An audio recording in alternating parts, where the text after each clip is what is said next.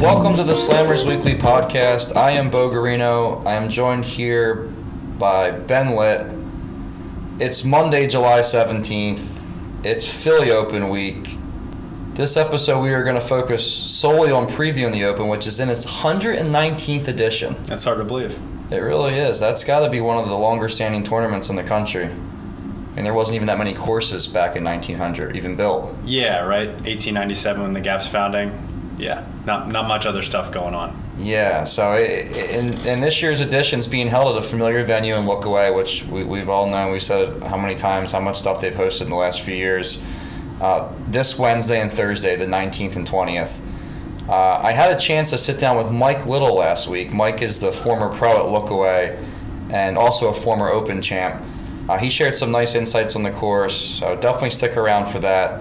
But before we get into that, Ben and I are going to get into some analytics and predictions of our own here. Ben, where do you want to start?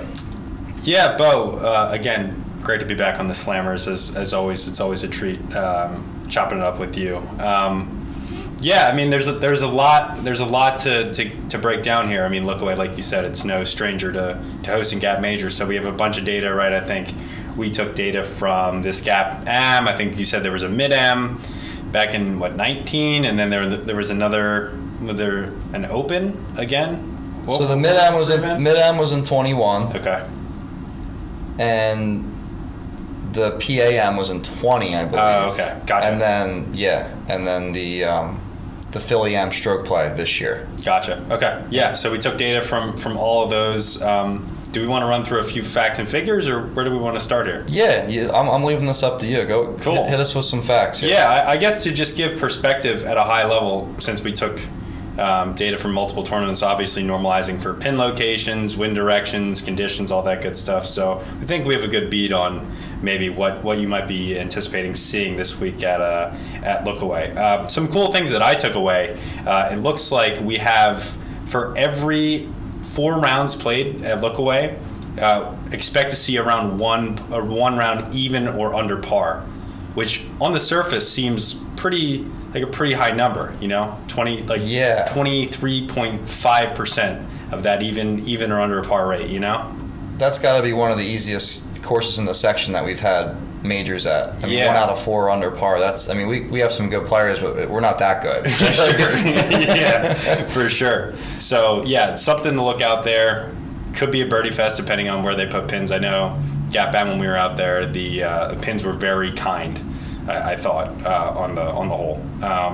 So let's see. Another good, maybe a classic hallmark of a great golf course is the hardest holes, right? So we looked at the hardest holes, different tournaments. We saw that 18 and 14, 2 par 4s, beastly par 4s on the back, were the most difficult holes. So obviously a challenging stretch there coming down the stretch. So expect some fireworks. Coming in around third, the next hardest holes, 2 par 3s on the front, 2 and 6, long ones, tough birdies.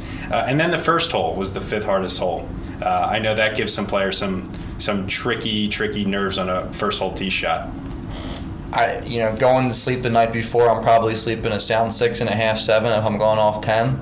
Yeah. I'm probably waking up at 4:30 in the morning if I'm on 1. I might toss and turn a little bit more. Sure. Because it's one of those weird holes where the water doesn't really, you don't even think about the water if it's your 10th hole. Right. But as your first hole, I mean, you always want to get off the first tee. Yeah, absolutely. Yeah, all in one piece, right? And even in our when we were out at the Gap Am, all 3 of the guys in our group, we started on 1 first tee, all within like a hula hoops apart in that right bunker. They were all just flailed it out there, and whatever, make 4 or 5. But it's funny. I looked at the data according to the tee sheets. Right, if you started on 1 or 10, based on the scoring average, if you started on 10 and your 10th hole was 1, you were averaging 0.15 shots higher on the first hole than if 1 was your first hole. So definitely giving a little credence to those first hole nerves. Yeah, so if you're starting on 1, you're already a little behind. You're in second place right now by 0.1 shots. Yeah, 0.15 right? shots. So. And I mean, that 10th hole is really a cupcake drive. I mean, it's anything goes there. Absolutely. Yeah, and even the weak fade is like totally in play, and like anything on the ground left is fine too. Yeah, there's very generous. The worst thing you're gonna do there is hit it like in one of those bunkers that's like 50 yards out. Right, and like you're gonna get off the tee. Like that shot sucks, the 50-yard bunker shot, but there's no obstacles. No, there's nothing to think about, right? No like nervy stuff. No, nothing. Like there's not going to be any re-tees there on that hole, right? Whereas 1, you're going to have. I remember I'm just going off memory. I probably looked at this 2 years ago, but I have a weird memory with this stuff. Yeah. I remember. I think it might have been Tug Maud made like an 8 on 1 the one. I think he came in like top 5 or something in the PAM the one year, but I think he made an 8 on 1 the one day. I'm pretty sure. Okay. And played like the rest of the day like 4 under, whatever. But you still, can see it. But you could totally see it because you can see it. Because like I guess if you hit a quick one off of there, then you may have to re-tee. Right. Right. Or if you flail, because that fest it's up now. Sure. So if you can't flail right, it might not have been a stick at the M, but sure. Yeah, you just got to get up and hit a shot there. I mean, it's funny at the end of the day. It's really not a hard golf shot outside of the fact that it's your first tee shot. Right. There's a lot of real estate there. Totally, but even if you bail out right, that bunker is really uncomfy. That fairway bunker is not fun. You don't want that as your first iron shot of the day. No, and the prevailing wind I think is into the players off the tee. Mm-hmm. How I understand it, and that hitting a fairway bunker shot to that back to front pitch green, not fun. Nah. Especially with that short bunker lurking as well near the water. Exactly. Yeah, so you could really make a big number there. So that makes sense. Well, if you're teeing off 1, talk to Kirby. Take it up with him. Yeah, you're spotting the field a bit of a shot there. But yeah, looking down at some of the easier holes, we saw, no surprise, all the par 5s basically. So 8 easiest playing at like 4.64. Very, very generous hole. It's pretty hard to make a big number. It's a par 4.5, which makes sense. Yeah, absolutely. Yeah. And again, prevailing wind down. Mm-hmm. Super generous off the tee. 17, again, easy, very easy hole. And then the 9th hole. It actually struck me the 9th hole. 3rd easiest hole. In the Gap M, I really enjoyed where they put the pin. They put it like front middle, right in that little small opening there. Mm-hmm. And I saw a lot of really bad course management there. Guys blowing drivers up there through the fairway left with like a 55-yard shot. I watched so many guys make 5s up there, like missing that, trying to run it, skirt it into that front pin and just kicking one way or the other into a bunker or rolling it 40 feet and 3-putting.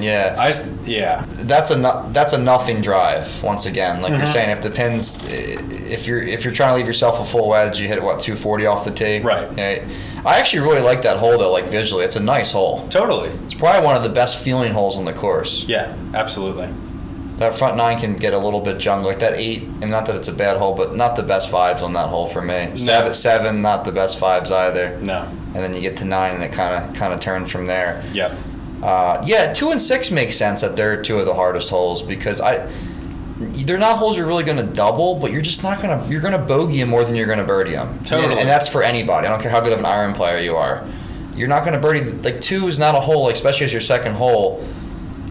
20 feet, you're doing a really good job there, I think. Yeah, if they have any pin center or left, it's hard. It's a hard birdie. You'd almost be dumb hitting it at the pin, especially when it's so generous on that right side. Mm-hmm. You're just trying to hit that 200 shot straight out to the right, and then have like you said, 25 feet and go take your 3 and go into the 13, try to make birdie. It's always hard on downhill holes when you have a little wind too, because there's a lot going on. A lot goes into the equation of hitting the right yardage. Yeah. I think that, from what I remember, that green's really tricky too. I've only played there twice, but I remember misreading the putt on that green, and I couldn't believe the way it broke. I forget which way it was, but I was like, wow, this green's definitely a little tricky. And the same thing goes for 6. 6 plays a little uphill, 2 plays a little bit downhill, so effectively kind of the same feel.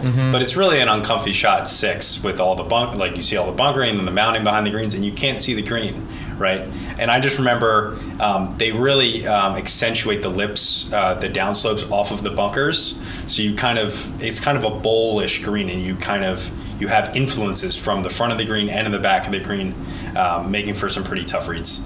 Yeah, that's true. Once you get those chippy edges, they start playing tricks. It's a lot of eye candy. Yeah, it's a lot of right. Exactly. Window dressing. So. I mean, I just got done playing Old York this weekend, so that's all it was out there. I mean, I couldn't see straight by the time I was on my 36th hole there with reading putts. So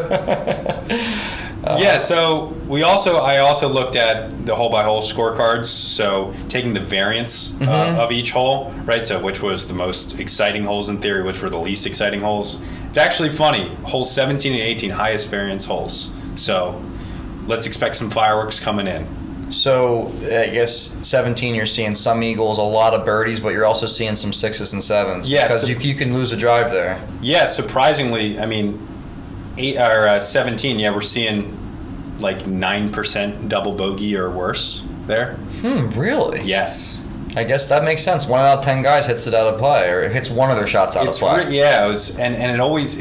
At least the prevailing wind, to my understanding, is downwind, so you can nuke the ball over the green there into the shit long. Yeah. And that big bunker on the left, those fairway bunkers lurking like 50 yards out, you can easily make 6 or 7 there. Just marching it up there, right? Totally. Yeah. It's one of those par 5s that's really generous if you hit the proper shots, but you can really get punished quickly if you're off a little bit.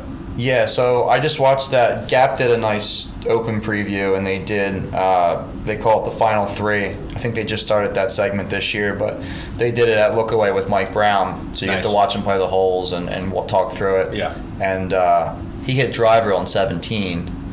But like he was saying, it was soft out there, so I could see that because the hazard might be like 300 yards, but it's all carry. Right. So if it's soft, and then 18 he hit 3-wood on. Okay. Yeah. Which, I could see either way. I talked to Mike Little, and I just play with him, and he hits the ball. He can hit it, right? Yeah. He's not like a bomber, but he hits it, 290, 300-yard guy.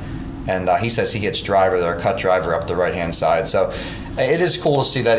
I'm not a big fan of longer par 4s that restrict distance. Yeah, totally. That's always bad. Yeah. It's just, but that hole's about as good as it's going to be for a hole that does that. Totally. Like, it's still a pretty good golf hole. And if it was 25 or 30 yards longer, it would be a really, really incredible finishing hole. Yeah, absolutely. Same thing with 17. If 17 was like, if you could push that tee another 20 yards back into the right, elevate it a little bit, be a totally different hole. Right. It points you into the road.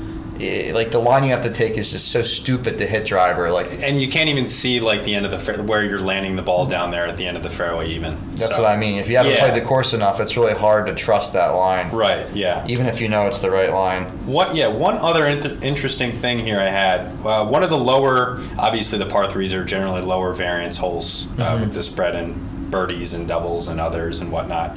The 14th hole was the third lowest variance hole, that long par 4, 470-yard par 4, playing to one of the lowest variance holes. Well, I guess it makes sense because there's probably barely any birdies. Right. And there's no triples. There's not really any trouble off the tee. Yeah. It's just a bunch of pars and bogeys and maybe some doubles sprinkled in, I would guess. And again, one of those, birdie rate around like 3%. Yeah. But again, one of those holes that's it's 475 yards, but you can't hit driver really. Like, it doesn't make so much sense to make driver. It really bottlenecks. Yeah. You're better off hitting through with laying back to like 200 yards. Yeah, even maybe 190. Yeah. What's the scoring average on that compared to the other par 5s? I'm curious. Is that like close to like a 4, 5, and 6, like an 8 and a 17? Yeah, so that's a 4.4. Okay. So it's essentially as hard as, it's basically like one of those, it's a half par. Yeah, so that was 4.4, and then we saw 8 was 4.64. Yeah. So quarter of a shot difference. And then there's just a bunch of holes out there that are just like from a difficulty perspective, just very average difficult. Like there's nothing really to point on either way. Very like your 12s. Yeah. Your 16s. Right. Yeah. 10, like even 10 and 13. 4. Yeah. 5. Yep. I mean, smack dab in the middle. Yeah. Just. Yeah. Not much to really say there. Yep. I put together a couple handicap lines here, just so I wanted to quiz you on now that since you're a data guy.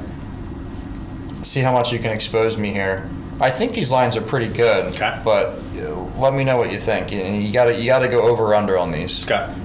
Most birdies in a round I have at 7.5, a juiced under at -180. Oof. And so what if we're going over? That's like plus 140. Plus 160. Yeah, 160. we'll give you a 10-cent line. We'll give you a nice honest line there.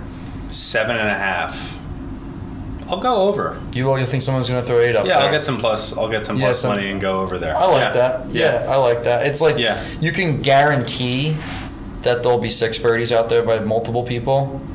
I can almost guarantee that there'll be 7 birdies by somebody, and the 8. That's where I kind of came out with it. I think it's a good Devani line. Yeah, where I net out. The thing that screws me out, I think that could screw you out of your line is that you got to bring in the eagle potential too. Yeah. You know that? 1-8. Yeah, that's you get counterfeited. 8 and 17, you could get counterfeited. Right, and I mean, my thinking there is it's a par 72. We have 4 5s. Yeah. Right, and then like we said, a lot of middling par 4s, like those 390 par 4s. Yep. 4, 5, 9, 12. I mean, it's a course. You really get 'em. A really good player can go bogey free out there too. Yeah. Like you can see a round where someone can make 8 birdies and 3 bogeys and shoot 5 under, or you could just see someone go dead clean and go 5 and 13. It's totally possible. Okay. Yeah. So I'm curious to see that. We'll check back in on that. Winning score I have at 137, which puts you at 7 under. I have the over at minus 140. It's one of those, like, weather report pretty clear, you know. The course is soft. No wind. It's laying down. I think Gap will try to. I know when you said you're at the M, they're obviously just trying to hurt everybody through the day. Right. I think they will tuck some pins, and I think they'll make that place. Because there are a bunch of options there. Yeah. Big greens sectioned, right? They can really put them on some tricky spots there. Yeah. There's a couple holes where you could put them on the right, and you can almost eliminate birdies. Like 18, if you put it, I don't remember that green exactly, but I remember like back on 18, right? Yeah. Like, is it back right or back? I'm trying to think. Back left. Yeah, back like left. that. You totally box people you out. can't get. Yeah, you can't. Yeah. The best you're gonna do, like without doing anything crazy, is like just 20, 25 foot circle. And those par 3s, you can really box people out. Yep. You can box them out on 2 and 6 and 11. Yeah. You can back left. Back left on 2 is. And I think they'll do strong. that to some degree. So I think that will keep the scores down. So I'm going with 7. So it's 7. It's a push. I'll go under. Yeah, I like that. I'll go under. I'm going under too. I'm going to go under in the birdies too. Okay, you'll go under. Yeah, okay, I'm I'll take some plus money on the over on the birdies. Yeah, so we disagree on one thing so far. The other one I have: will a Mike win the tournament? Okay. So you got Mike Brown. Yeah. You got Mike Crowley, who won the AM. And then you have Mike Little, who I just play with, talked to, former Gap Open champion. He's good, man. Sure. I haven't played with everybody in the section, but I've never been more blown away by somebody's game than him. I mean, he can hit low cuts, high draws, low draws. He flights. I mean, everything, whatever shots, whatever right? whatever it calls for. Yeah, he's really good. He shot 6 under at Bluebell, and didn't really make any putts. It was like one of those things. He had one eagle, hit every par 5 and 2 putted for birdie, and like just burned edges, like 3 or 4 edges. Like could easily been 8 or 9 or 10. That's no joke out there. 600 with double staked. No, hit every fairway, missed one green. It was just kind of like it was very very impressive to say the least. So you get those 3 guys. You also get to throw in there like a little a little sampler. A little sampler. You get a Mike Meisenthal from Little Mill. Okay. No Highland. No, Highland's not in the field. He's back. I think he's pretty done. Okay. He hasn't been playing much, but Meisenthal. I don't know how much he's playing these days. He's a head pro at Little Mill now. I was just hanging out with his brother Ryan this weekend. And he said that his game isn't what it once was. He's had some runner-ups and Jersey M's and some really good finishes and stuff. But you throw him in there, it can't hurt. Right, the Mike bet. What's the price? I typed this up and I'm looking at it. I think the line's a little short. I have yes at minus 160. Minus 160? One of those 4? Oh, it's an easy no. Oh, you're going no? Yeah. Wow. No way, yeah. Did you look at the team? I'll take the field. Okay. 4 guys in an amateur tournament, or not an amateur tournament, but... See, I'm going yes. Really? Yeah, I'm going yes. Minus 160? I'm going yes. 4 guys. How many guys are in the field? Yeah, but how many guys have a chance at winning? Golf is a mercurial game, man. If you did those by odds, though, you'd probably be getting 3 of the top 6 odds-on favorite guys to win. So who do you think the favorite in the Philly Open is? From the pro side, Yeah. you have Braden Shattuck. Mm-hmm. You have, or Shattuck, probably mispronounced it. Sorry, Braden. You have Mike Little. Yeah. And you have Brian Bergsall, your top 3 players. Yeah. And then the other side, you got to go Mike Brown. You got to go Mike Crowley. Sure. And you throw in a Troy maybe from the other amateur. I guess my point is none of those guys are shorter than like 8-1. Yeah, but you're getting 3. Yeah, I mean, sir, it's like, all right, it's one of those bullshit FanDuel things that people get suckered into, right? Right, not all about the cleaned out, right? Exactly. Taking plus money on no, right? At plus 120 or whatever it is. Well, no, it's the one that they send out that people think they're getting this great deal on. Like, well, the mics are going to win. They have, like, Bet with the mics. Rep the mics. Meanwhile, they're just cashing in on the nose. But, right. I mean, then you have the factor in that Mike Brown won at the PAM a few years ago. Yeah, he's been a member there for a while. He knows it's his home place, right? Essentially, Mike Little was there for 9 years, so you factor that in. That's kind of where I just don't want to poo-poo and rain on your parade here, but I'm going no here for your marketing marketing stunt here, Boost. I'm good. That's not even close. You're gonna get cleaned out. I mean, Monday or Friday morning, whenever that's cashing. I mean, I thought maybe I could bait you, but I forgot you're a data guy. Yeah. Try again. Highest score over under. I have it 87.5. How many guys are in the field again? Remind me. I actually don't have a number off the top of my head. It's a limited field. It's not it's not 144. I think it might be 10. I don't know. 87.5. Mm-hmm. I'll go under. Let's go under. Yeah, I like the under there too. I don't think there's that. I think that's a good line though. There's not much big number potential. It's going to be one of those deals. If it goes over, it'll be one guy who just gets ejected out there. Right. Who just is blowing the ball around somehow and knocks 2 out of bounds on 3 or something. Yeah, just doing silly stuff. Pulls it in the water on 1. Sure. Next thing you know, he throws a couple out of bounds.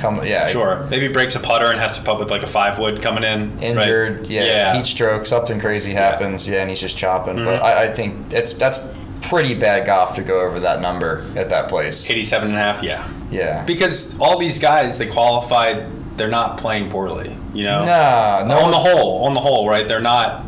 No one snuck into this thing. Right. Like, this isn't like a Philly mid-am early in the season when someone shot, 81 on a windy day at Scotland Run or something. Sure. Really faked it around there. A 6.5 handicap or something, and he gets in this and he can't even pull the club back, right? Like, everybody in the field is at least, somewhat of a player, right? Yeah. You'll say that. Yeah. I'm going to go under 87.5. Yeah, I like that too. Yeah.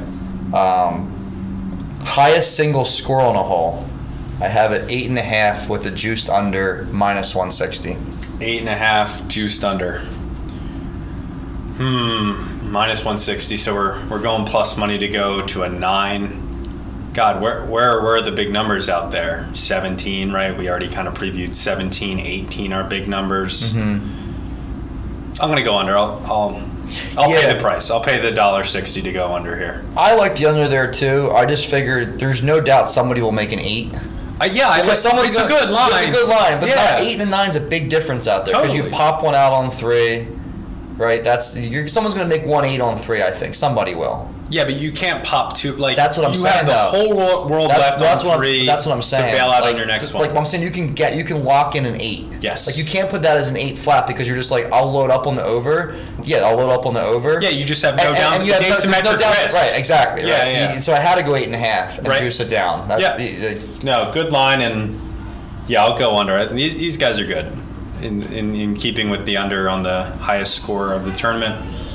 Yeah, I'll go under there. Yeah, we're aligned there. What will be the hardest hole?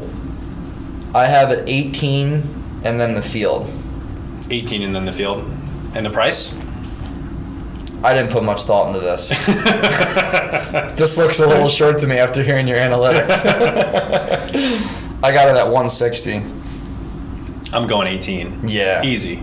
Yeah, you could Easy. probably even pump that up to 200 and get some suckers looking for plus money, and the book's going to catch it on that 18. Yeah, it's almost somebody's hoping a weird wind direction, or maybe one hole just something goofy happens. Sure. You know, yeah, or like a weird pin. Yeah, maybe like one of those like pins that's on an edge, right? Yeah. It's almost hard to believe though on the surface that it's less than a coin flip. One hole versus the whole field. And it's not that hard of a hole either. No. It's not like it's like some absurd hole where it's like what is it, 460 it's on the 434. 434? Yeah, it's a $434 hole. I mean, I know it plays a lot longer uphill, and it has some trouble. And I really do think though that the number. So yeah, like I have it juiced, but I do think if that hole was somewhere else on the course and wasn't the finishing hole, I think it would close to a 50-50. Yeah, because there's definitely a place harder because it's the 18th, and sure. And the whole course. It doesn't really put that much strain, and that hole puts more strain than you haven't been prepared for that hole, essentially. Right. Like into the wind. Sure. You have to have two real golf shots almost for the first time all day. Right? Like where there's actually like. Well, at least for the first time in a while. Right. Or in a while. Like I'm not saying you have to hit real shots out there, but back to back, I'm saying, to finish around. Like it's not like you're out there playing rolling green or something. It's like, I've been hitting the perched up greens like for the last 15 holes. Like I'm good. You're just getting tortured. Yeah, right? I'm prepared for this challenge. Right. You know what I mean? Yeah. But yeah, I mean, it's totally, you've never swung the bat with the donut, that back nine, and then you get to 18. Yeah. And now you got to hit a fastball. Exactly. Last one I had was just kind of a joke. I put who would lead the field in driving distance, and it's just like a sucker bet, you know.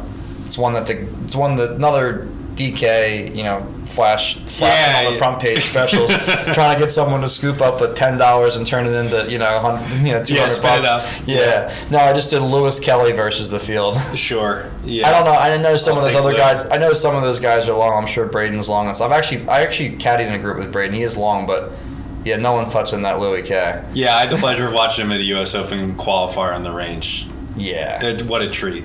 Yeah, that's like I said. That's someone who doesn't know the section and is looking for some action. We have Louis at a minus 1,000 and the field at plus 680, and that's one of those ones you're going to get 95% of your bets on the field. Absolutely, and maybe totally lopsided action. Couple wise guys on Louis K, and that's about it. Yeah, it's not even close. That guy's Yeah. in full control with the long stick. I mean, when he's on, he may be like realistically one of the best drivers of the golf ball in the world. I don't think that's an exaggeration. Absolutely. I mean, because he flights it too. Absolutely. Like it's not like he's out there just blowing. Like on a windy day, he can't play. Right. One of those guys airing it out. Like It's total control. Yeah, it's total control. And he terrorized the Ridge. What was that, last year or 2 years ago? Yeah. Victimized last year, that place. He had driver He gap. bombed it to the ground, like that lock gap to the ground. He hit that driver gap wedge on 18. What a joke of all that is, too. And I'm glad, Lou just defiled that hole, right? It can't really ever come back from that, right? Right? Yeah, he's just almost laying it bare how shitty of a finishing hole that is. Yeah, that's almost right? like... Thank you, Lou. Thank you for your service. That's almost like a 50-year technology gap that he just fast forwarded to, right? Like it's almost like... he just expedited things, right? Yeah, it got everyone quicker to think that hole is now stinks, a terrible finishing hole. When you're finishing up in an open and you got a guy hitting like a chippy, like a flighted gap to 6 feet and knocking in for eagle, like a championship course. It's like Tom Fazio. I'm glad all the waterworks, all of the stuff. Yeah. No thanks, Tom. You can't put any more dripping rocks, hardscape. Doesn't matter what. Well, this comes out. This doesn't matter what you put there. If someone's got a $120 in, it ain't gonna work. Over, it ain't gonna work. Yeah. All right, I think that's all we got. We will transition us over to the interview I had with Mike. Mike was the pro at Lookaway for 9 years, or a pro at Lookaway at 9 years, I should say. He was assistant for 7, or worked there for 7, and then was the head pro for 2. And like I said, he won the COVID year Philly Open when they had it in the fall, which was a really weird one in October, I believe. Doylestown. Oof. I mean, they were so desperate for That's obscure. Oh, they were really desperate for courses that year. I mean, that to have it open at that place is sad. Like that place, Yeah. that place. absolutely stinks. Have you played there or no? No, but they just got our former general manager over there. Oh, yeah. Yeah. You know that place. Well, it probably hasn't gotten any better then. Yeah, definitely not. I mean, that year was like, they were just happy to tee it up anywhere. I remember we were doing like virtual gap matches. Do you remember that? Were you in tune to that? No, not really. They posted how like this is how how far we've come and how we have to be appreciative. Like no matter what we're shooting out there, guys, let's just enjoy that we're back playing golf, because it wasn't that long ago we were on our computers voting on virtual gap matches, like hypothetical. Like they would take last year's score sheets and just match like, you know, Riverton up against Tavistock or whatever. Oh, really? It was for the double A. They should have really called us and we would have run the machine learning models and just solved it. No one ever had to put a ball in the air, right? We got it on a spreadsheet. But right? that was a sad state of affairs that year. So, well, best of luck to all the slammers competing in the Open this week. Yeah. And I mean, if anyone's got 7 birdies and has a tap in for 8. Don't take the dive, because I need to cash my ticket. Right. Yeah, something tells me I think my book might last one tournament. I think somebody could expose one of these lines. Yeah, we'll have to revisit. Could be inside jobs too. There could be a lot of weird stuff going on. Yeah, you really might have to face the music Friday morning. You may be right. I'm looking forward to seeing how this plays out. All right, let's move on to Mike here. Mike, thanks so much for joining me today. I really appreciate it. Yeah, absolutely. I'm happy to be on, Beau. Thank you for having me. Yeah, I figured what better guy to get on for the Open preview than the longtime head pro at Lookaway. How long were you out there for? So I was at Lookaway for 9 years. I was only the head pro for, say, 2 seasons. What time period was that? I started there in 2013, and then I left in 2021. And you left and started Clubhouse 54, right? Actually, the first transition I had was Makefield Putters, and then I transitioned out of Makefield Putters into Clubhouse 54. Are you still involved with Makefield at all, or? I'm not. No. I'm just I just fit for them now. So I'm one of their fitters out of Clubhouse 54. What drove you to make that change out of the country club scene into the private scene? That's a tough question, to be honest with you, because I do miss the club pro life. I do miss being at a golf course, being with the membership, playing golf, the camaraderie, my peers. But I needed a change in life. There were a lot of hours that we had to work, and I did not get to see my family a lot. So, I really wanted to do something where I could be available to my kids, be available to my wife, and live more of a life of entrepreneurship. And I did not see that continuing to work as a club pro. Yeah, no, I can totally respect that. Those club pro hours are brutal. He said it's a lot of fun, but it's kind of like a work hard, play hard type of situation. Yeah, it is. But, there's a lot of reward that comes out of it too. Like when I accepted the job as head pro at Lookaway, one of the first things I did was, how can we get some major golf tournaments here at the club? So I reached out to GAP, I reached out to Philly PGA, reached out to the Pennsylvania Golf Association, and we got a lot of good events on the calendar. And for me as a player and someone who loves the game of golf and what the game of golf has done for me, that was very important for me to secure for that club, to also help that club and bring that sense of pride to the membership of, hey, we're hosting these big major events here in Philadelphia. Yeah, that makes sense, because it's been about a few years now where Lookaway really started hosting some stuff. I know they had the Philly, or the PAM, I guess back in maybe 20 or 21, kind of kicked it off, and then over the last couple of years, obviously with the Open this year, the Mid-Am a couple of years ago, and then the stroke play portion of the AM this year. So I know that the section certainly appreciates it, because it's certainly a quality venue. Yeah, I mean, Lookaway's a great golf course. The superintendent there, Dave Rank, does a great job. The course is always in fantastic condition. Everyone who always plays there always raves about the greens. They're always, 11 plus regardless of the weather. You'll get them at 13, 14s occasionally. So it really does showcase championship golf, and it does bring out the best players as well. So I'm looking forward to the Open Championship to see, how the golf course plays I could see a winning score of around even par, and I could also see a winning score around 10 under. It really depends on the softness of the golf course and where those pin locations are. Yeah, that's a good segue into it. I was going to actually be my first question anyway. With the conditions, I've played out there a couple times over the last 3 years, and the conditions have been fantastic. There's some other folks I've spoken with that had played it years ago, and they said that it was always known to be a sop fest out there. Do you think that holds true? And if so, like what changed between say now and 10 years ago? Yes. Does the course play wet? Yeah, it's a newer course. I know that when I was there, they were doing a lot of work there to get more sand on the course to make it firmer.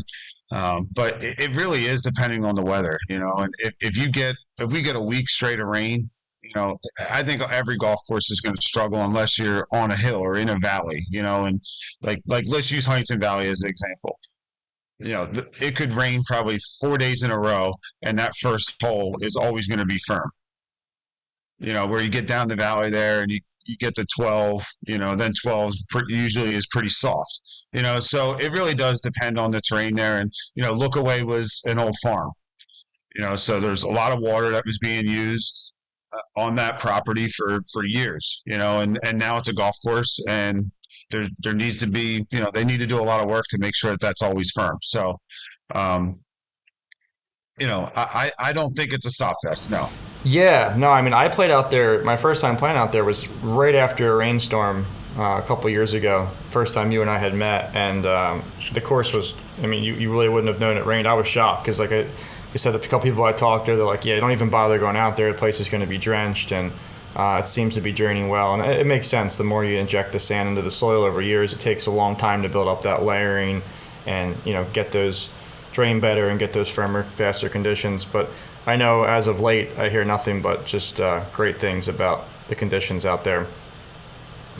I think Lookaway, we can all agree that the facilities and grounds are top notch. But what's your honest take on the golf course? I love the golf course. I think the course is really good. I think it's very playable. I think for all skill levels, it has its own challenge. Off the tee, yes, the golf course is forgiving, 100%. But it really is a second shot golf course, and it really does depend on pin placement. So, it's like, when we look at, say, the upcoming Gap Open, if you start to tuck the pins out there, that's why I said I could see even par or 10 under depending on pins. If you start to tuck the pins, I can see around an even par score winning because the bunkers are very deep around the green. So let's just use number 4 as an example. You have a front right pin on 4 and you come up a little short and you're in that front bunker. That's a really difficult up and down, or a tucked, front left bunker and you're in the left bunker. It's almost impossible to get up and down. So it really does depend on pin locations and conditions of the course. So if it's firm at all and the pins are tucked, I don't see many people breaking par only because of that reason only. But if it's soft, yes, then the course is going to play very easy. The scores are going to be very low because the greens are big, so as long as you play smart enough to know, okay, I can attack here and you attack on certain holes, you'll be fine. But, it's really about how you play the golf course when the conditions are soft to score well. So, look, there's a few holes like the par 5s, number 3. Guys are going to be hitting driver 8-iron into there most likely. That's going to be a hole where it's that's going to play under par for sure. Number 8 will play under par, which is another par 5. But you can get like holes like 14, holes 5, hole 4, depending on the wind location. You can get some holes out there where it's going to be difficult if the wind is blowing and the conditions are firm.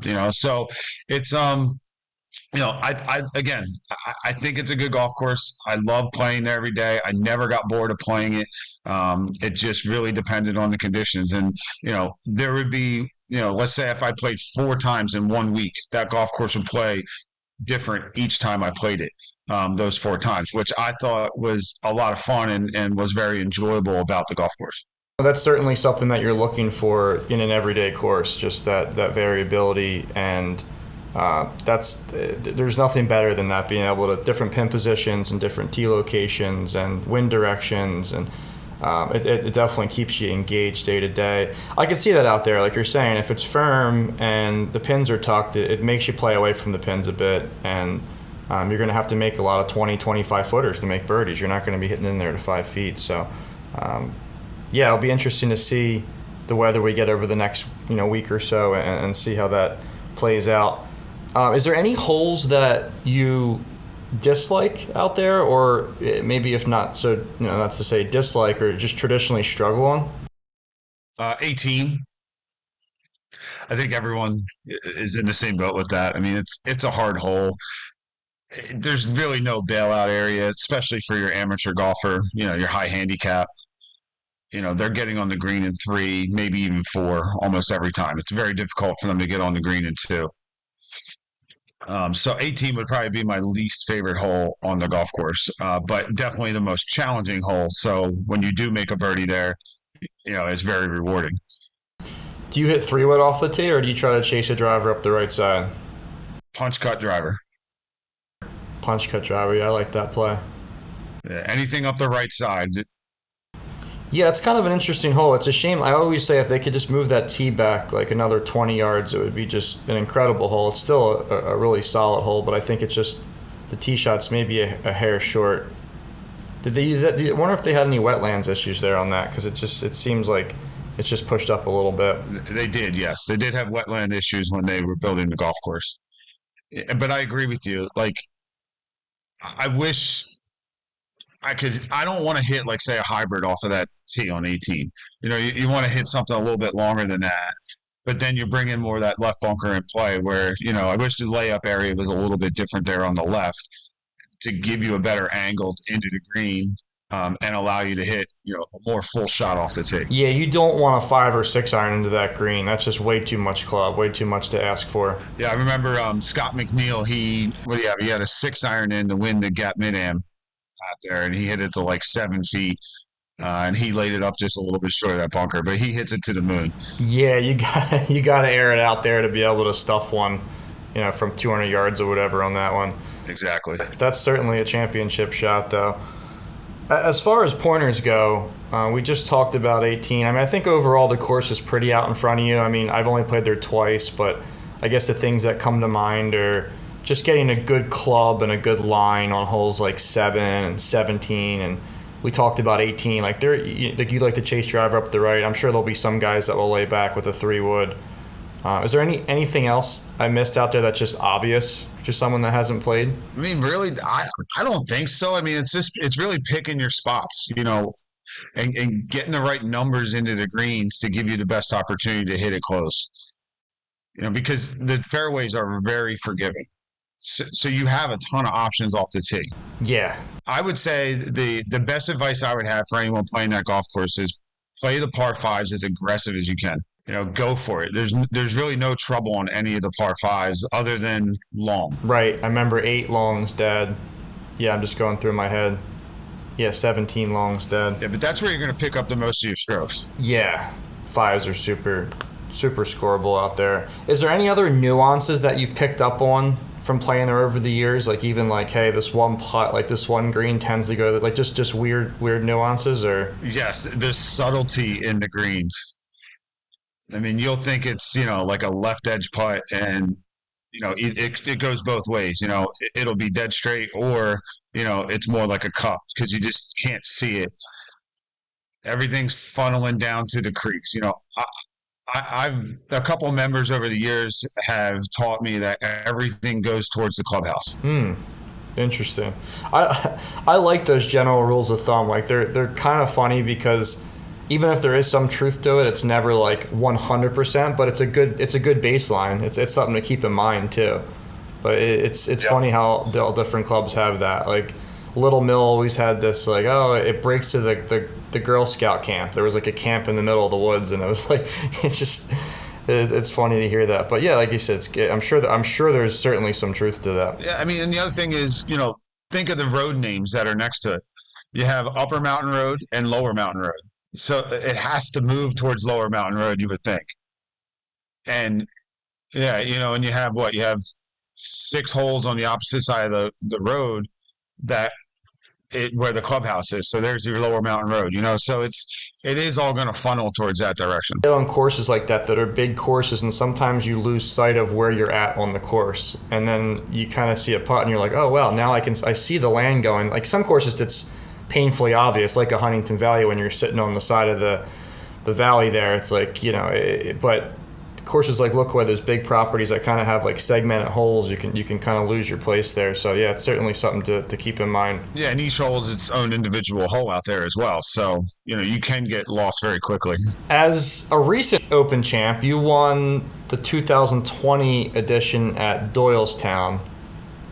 Now coming back to your old home course, how are you feeling going into this? Do you like your chances? Are you feeling any extra pressure? How's the game been? The game's actually been really good. This has been one of my better years since 2020.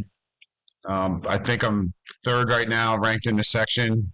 I have 3 runner-up events this year, so I'm just doing my thing. I'm just playing. I'm playing good golf. I'm making putts, and I go into every event with the same attitude. I just want to go have some fun. I don't try to throw any extra pressure on myself or go in there too overconfident. Let's just go out there, play golf, and whatever the golf course gives me, the golf course is going to give me. I know I'm going to make some putts. I know I'm going to miss some, and I just got to just keep my head forward. Just keep looking forward and focus on the next shot. Do you think any of that good play could be attributed to hanging out in that simulator all day at Clubhouse, or what? I've spent some time over this winter with some pretty smart people, and I learned a lot over the winter about my swing, about my putting, about my game in general, and that's really helped me with having a little different mindset moving into 2023. I got caught up in some things in the last 2 years that I just say got me a little bit confused and didn't allow me to free up my body and free up my mind when I'm on the golf course. And I was just thinking way too much. Yeah, that's the worst feeling when you're just not being an athlete out there, and it's just so mentally draining. It takes so much energy out of you. Even if you do play good golf with that mindset, it's like you're just it's too much, and it's just not sustainable. You gotta find something that works, and let your body do its thing. I've been there. I've been there recently, so I totally get it. Yeah, exactly. And I'm also in a much better spot in life as well, and that helps a lot. Yes, do I still have stress? Yeah, I mean, I own multiple businesses, so I still have stress, but I'm more free to where I can be with my family. I coach my daughter's softball now. I'm with my daughter when she goes to ice skating. It's like I get to be a part of their lives, and I'm a lot more happier off the golf course, and that's definitely leading to better results on the golf course as well. Yeah, golf really ebbs and flows with life. It's interesting how that works. It's you feel your personal life come together. It feels like your golf game comes together, and vice versa. Exactly. What's your low round at Lookaway? 64. Is that the course record, or? I don't know. I don't think so. I think 63 is the course record. And the worst part about it was when I became the head pro, I said, well, let's do like a beat the pro event. And I wasn't playing good through like the first 3 holes, and I'm like, all right, let's just see how many birdies I can make today. And I ended up shooting 64, and only one person tied me net. And it was just a bad decision on my behalf to go out there and put up a good number. I mean, look, people were like, "Hey, that's great that you can do that," but none of us won today. Yeah, that's funny. Yeah, you gotta back up a little bit. Once you had it 3 or 4 deep, you should have pumped the brakes a bit and gave some. But I was with yeah, right. So let's just say I never did that again. But I was with our club champion, actually with 2 of our club champions, and they were just like, keep going, let's see it, we want to see the course record. Yeah, no, you gotta go for it. Those people can get their shop credit another day. Exactly. If you're handicapping the Open from a pro side and then not including yourself, who are you making the favorite? So our podcast is focused on amateur golf. I'm really into the amateur scene. I follow the section a little bit from a pro standpoint. Like I know some of the names, but I'm certainly not as in tune. So I'm curious to see who you would have listed as a favorite, knowing the section and also knowing the course so well. All right, I'll give you two. I'll give you an amateur and I'll give you a pro. On the pro side, Braden Shattuck. On the amateur side, Michael Brown. That's kind of what I have too. I figured you would either say Shattuck or Bergstall, so I do know. I follow it close enough to know who the top few guys are. But yeah, and Brown, with his history at Lookaway and maybe the top am in the section, you can certainly make a case for it. I mean, the amateurs in Philadelphia are so good. I mean, you could really kind of flip a coin, I think, for a couple people. Like Troy Venucci, he's a great player. He knows Lookaway. He's played a couple events out there, and he's been on a roll in the last couple of years. So I could see him, doing some good things out there. You have Scott McNeil, who's won there in the past. So there's some players that, there's some amateurs out there that could do some damage on that golf course for sure. And then on the pro side, we play it every year in the Philadelphia Players Championship. And okay, I didn't realize that. Yeah, so they have gotten a lot of looks at the course now. And one of the things where I feel like Lookaway, the course defended itself was that people didn't get an opportunity to play it that much. And now that players are getting to see the course more, they're starting to learn it more. And, I feel like that's going to be an advantage to some of the pros that are in the section. Yeah, it's one of those courses where the more you play it, the more you realize how forgiving it is, and it actually eases your anxieties versus some courses, the more you play it, the harder it gets because you start building up scar tissue. Exactly. The whole key so I would say this, the whole key to Lookaway is go hit 14 fairways and 18 greens.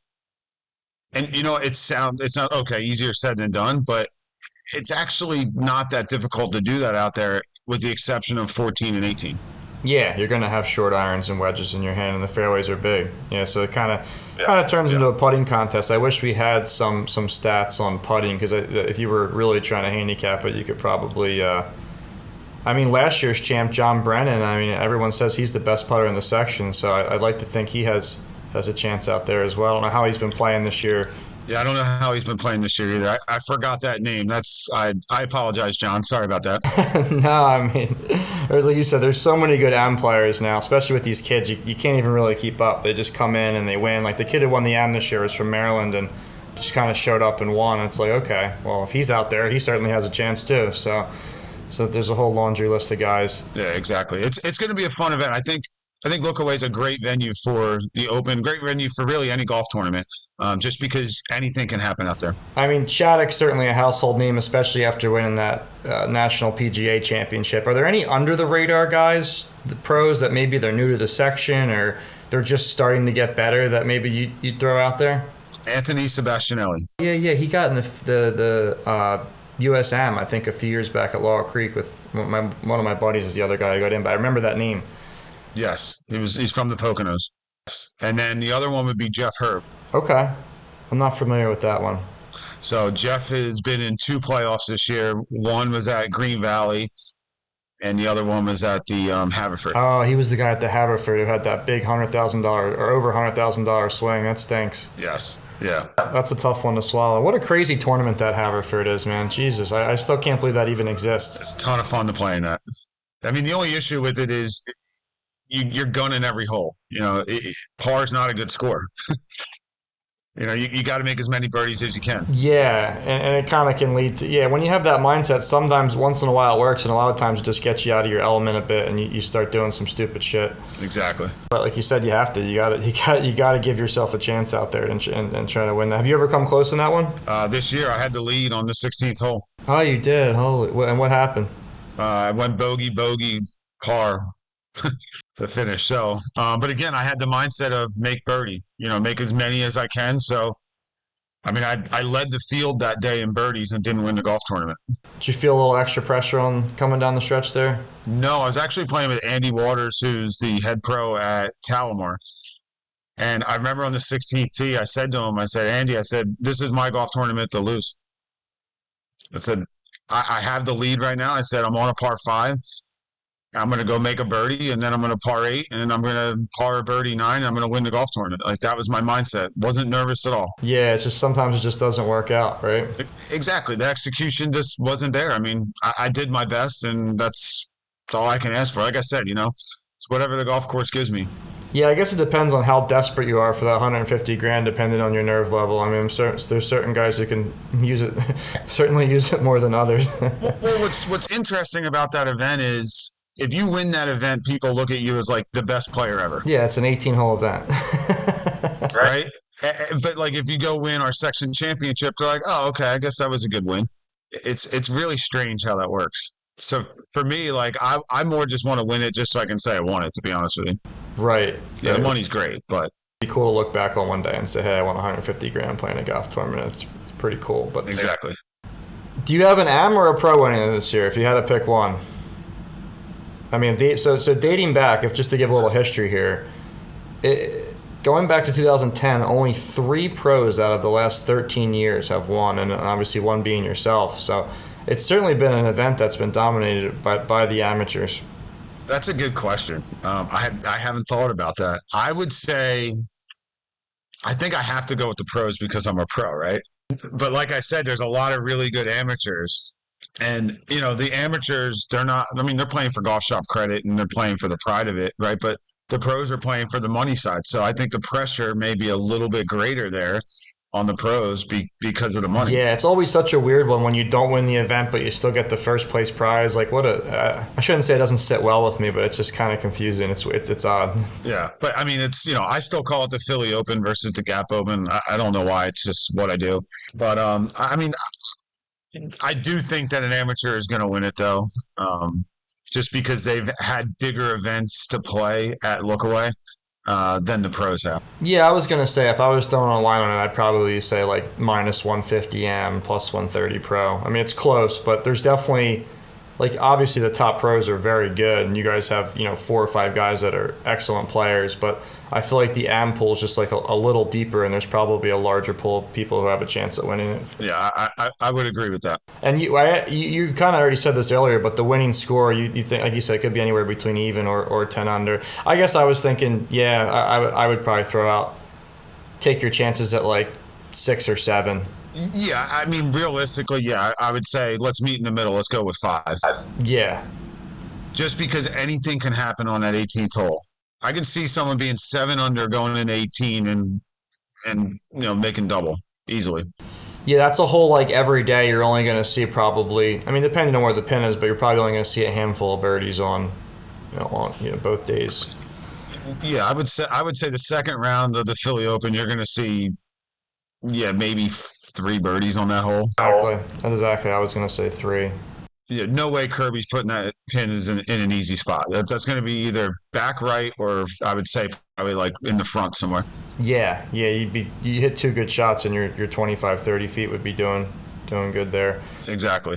And there's no gimme 2 putt if the pin's up front either. Right. No, exactly.